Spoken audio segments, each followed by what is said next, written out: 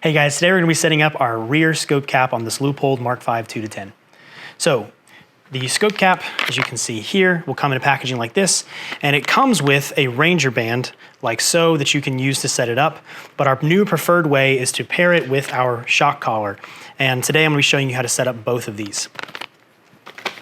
So to install the scope cap, all you need to set it up is a cutting utensil to cut your shock cord and a lighter to singe the frayed ends of your shock cord.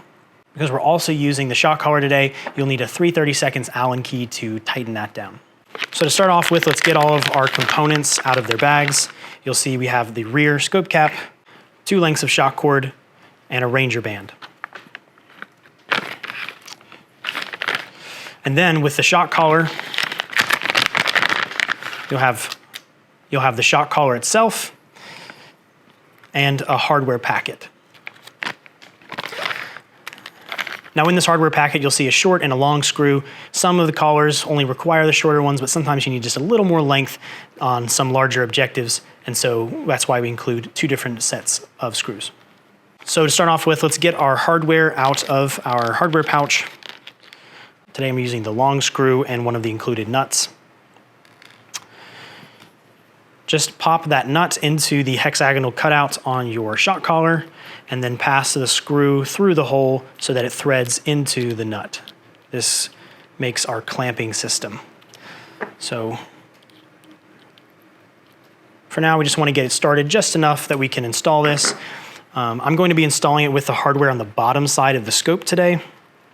And you just slide it over your ocular assembly here. It's a little tight.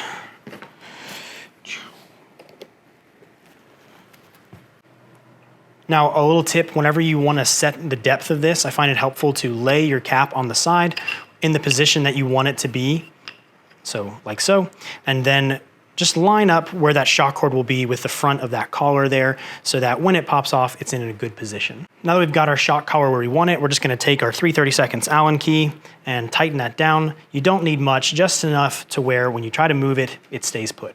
Now we're going to take our shock cord and I'm just going to untie these and pick the color I want. Today I want Coyote, and we are going to tie an overhand knot in the end of that shock cord, dress it up a little bit towards the end of our shock cord.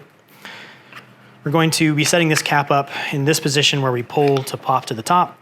So I'm going to pass the shock cord through one of the sides, through our shock collar on the back.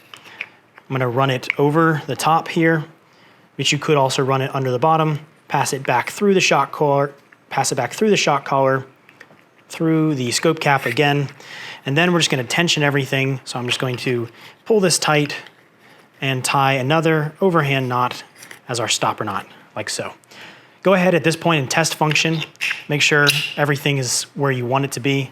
That's a little tight, so I'm going to loosen this just a little bit, like so. And that's exactly where we want it. Once you get this set up to the length you want it, go ahead and take your cutting tool and cut the excess shock cord, and then use a lighter to singe the frayed ends of the shock cord. All right, guys, that's it. That's how you set up our scope cap on the backside of your scope with our new shock collar. If you have any more questions, feel free to fill out the contact form on our webpage, or feel free to also hit us up on Instagram or YouTube.